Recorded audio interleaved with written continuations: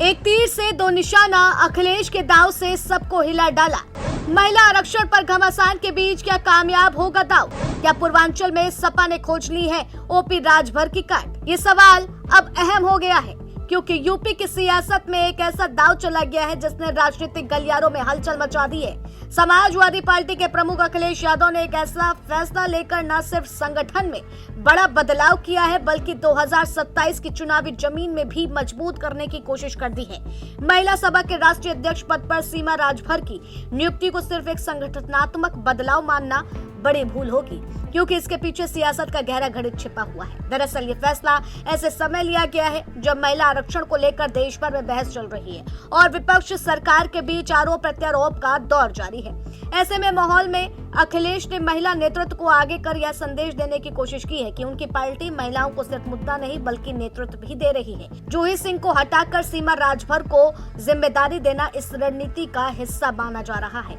इस फैसले के पीछे सबसे बड़ा राजनीतिक एंगल पूर्वांचल की सियासत से जुड़ा हुआ है। राजभर समाज उत्तर प्रदेश के कई जिलों में निर्णायक भूमिका निभाता है और खास तौर पर 10 लोकसभा और 30 से ज्यादा विधानसभा सीटों पर इसका सीधा असर माना जाता है। ऐसे में सीमा राजभर को आगे ला करके अखिलेश यादव ने सीधे तौर पर ओम प्रकाश राजभर के प्रभाव को चुनौती देने की कोशिश की है, जो इस समय भाजपा के साथ है और सरकार में मंत्री भी हैं। यानी ये दांव सिर्फ संगठन तक सीमित नहीं है बल्कि वोट बैंक की राजनीति का भी बड़ा हिस्सा है।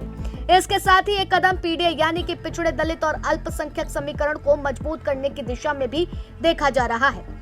अखिलेश पहले ही इस नारे के जरिए सामाजिक समीकरण साधने में लगे हैं और अब महिला नेतृत्व में पिछड़े वर्ग की जगह को देखकर उन्होंने इस रणनीति को और धार दे दी है।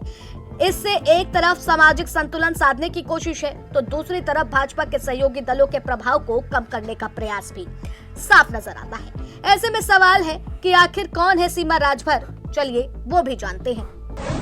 सीमा राजभर, जिन्हें भावना के नाम से भी जाना जाता है, उत्तर प्रदेश के बलिया जिले की निवासी हैं और राजभर समाज से आती हैं।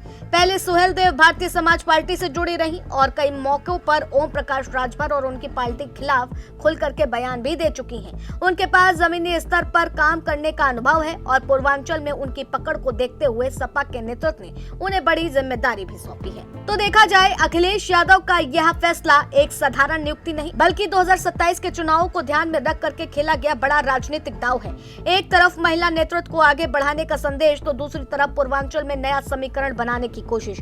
अब देखना यह होगा कि यह दांव जमीन पर कितना असर दिखाता है, लेकिन फिलहाल इतना तो तय है कि इस फैसले ने यूपी की सियासत को फिर से गर्म कर दिया है।